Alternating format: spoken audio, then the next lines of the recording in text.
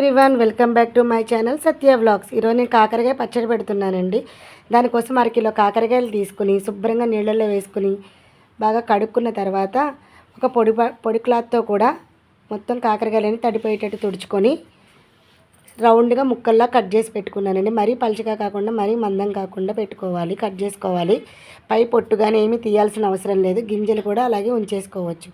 ఇలా కట్ చేసిన కాకరకాయ ముక్కలన్నీ కాసేపు గాలికి ఆరబెట్టుకున్న తర్వాత మనం డీప్ ఫ్రై చేసుకోవాలి. ఇలా గాలికి ఆరిపోయిన ముక్కలు డీప్ ఫ్రై త్వరగా అవుతాయి. స్టవ్ మీద కళాయి పెట్టుకొని కొద్దిగా ఆయిల్ వేసుకొని కాకరకాయ ముక్కలు అన్నీ ఒకసారి కాకుండా కొద్దిగా వేసుకుంటూ ఈవెన్గా ఫ్రై చేసుకోవాలి. ఫ్రై చేసుకునేటప్పుడు మనం గరిటెతో కలుపుకుంటూ ఈవెన్గా ఫ్రై అయ్యేటట్టు చూసుకోవాలండి. లేకపోతే ఒక ముక్క ఏగినట్టు పచ్చిగా ఉంటుంది. ఇలా ఏగిన ముక్కలన్నీ ఒక గిన్నెలోకి తీసుకున్నాను.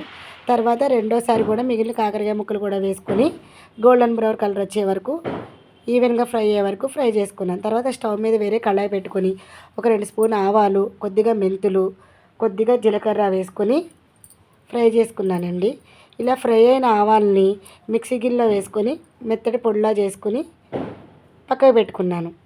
కాకరకాయ పచ్చడి ఒంటికి చాలా మంచిదండి. షుగర్ పేషెంట్లు కూడా వారంలో 2-3 రోజులు ఈ కాకరకాయ పచ్చడి వేసుకొని అన్నం తింటే కూడా చాలా మంచిది. ఇలా మెత్తగా పొడి అయ్యే వరకు పట్టుకున్న తర్వాత అదే మిక్సీ గిన్నెలో ఒక 10 ఎల్లుల్లిపాయ రేకుల వరకు కచ్చాపచ్చాగా మిక్సీ పట్టుకోవాలి.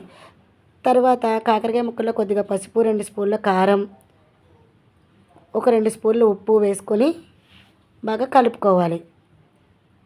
ముందుగా మనం మిక్సీ పట్టి పెట్టుకున్న పొడిని కూడా అందులోనే వేసుకోవాలి. ఒక 2 స్పూన్లు వేసుకోవాలి. తర్వాత ఎల్లుల్లిపాయలు కూడా వేసుకొని మొత్తం కలుపుకోవాలండి.